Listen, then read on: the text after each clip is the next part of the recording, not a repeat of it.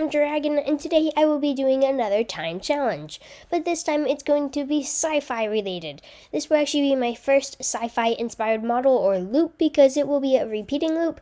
This was actually inspired by both a Ducky 3D live stream and a sci-fi image that I found online.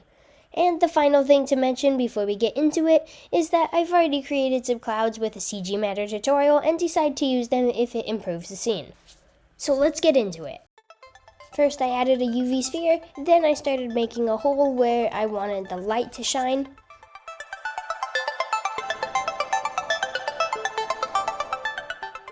From there I had an HDRI that I wanted for the background, so I went and plugged it in. Then to make that HDRI brighter, I added an emission shader and just gotta choose the strength.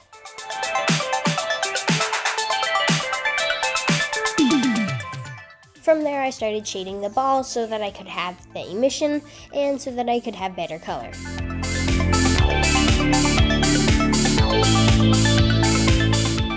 I'm not entirely sure why the emission shaders took so long to get set up, but it's probably because I kept messing up.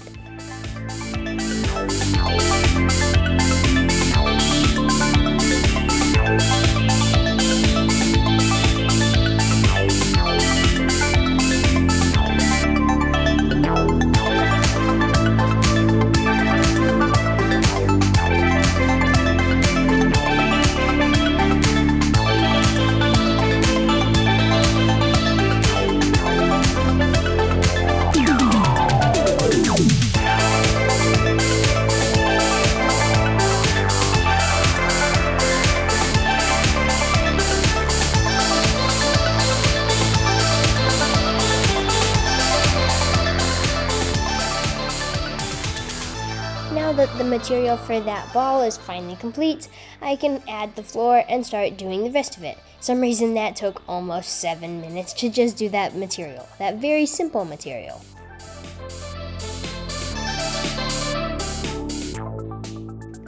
Now I go in and add an icosphere so that I can have those spinning balls that you saw from the intro.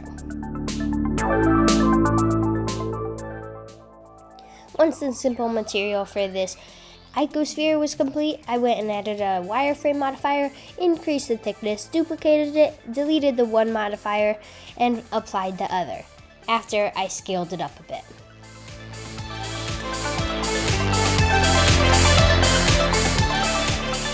I then changed the material for the wireframe one and made it an emissive one, so that it looks cooler.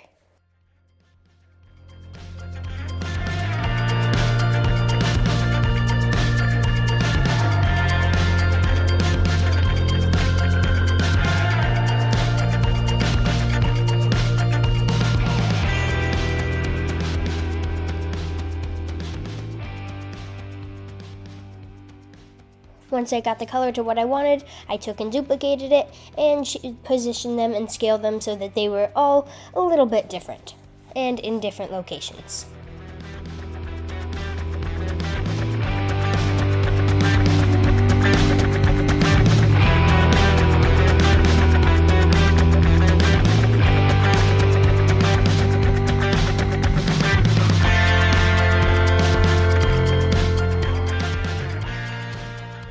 I then wanted a spotlight, so I moved the 3D cursor to the center of the ball, and then moved the light so that it was facing the right direction, and increased the brightness and changed the color of it to more of the same exact blue that is shining out of the ball.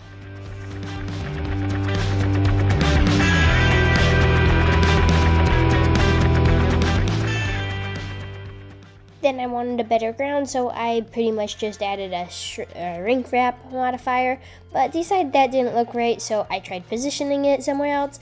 That didn't necessarily exactly work, so then I finally just ended up going with a simple one with adding an emission shader, a red one, so it had a light shining above it, which actually made a cool effect and made it look cool. Originally I didn't do that. First I did what you're seeing right now, which is try adding an emission shader to the center. But as you can see, that didn't look particularly amazing. It looked okay and definitely better than the original floor I had, but I kind of wanted something else. So I ended up taking that centerpiece and just duplicating it and keeping only the centerpiece.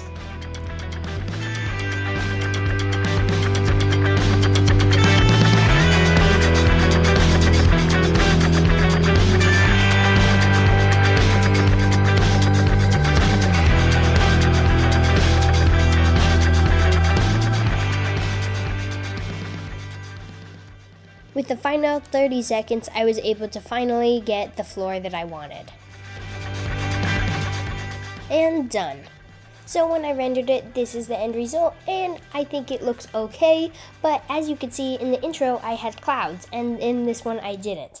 That was actually because when I rendered that the first time, there was a single cloud that I forgot to hide, and it ended up looking really good. So I went back and just spread the clouds throughout the scene, and this is what it ended up like. So technically this scene ended up taking 21 minutes because spreading the clouds didn't take any longer than a minute, but it's close enough that I'm just willing to count this as the submission and final result. And I am definitely happy with how it turned out. I then ended up going and adding the intro that you saw and having the camera move, and then also this one was just a repeating loop that I also really like. And with that, I hope you enjoyed this video. I definitely did, but hopefully I'll see you in the next one. Bye!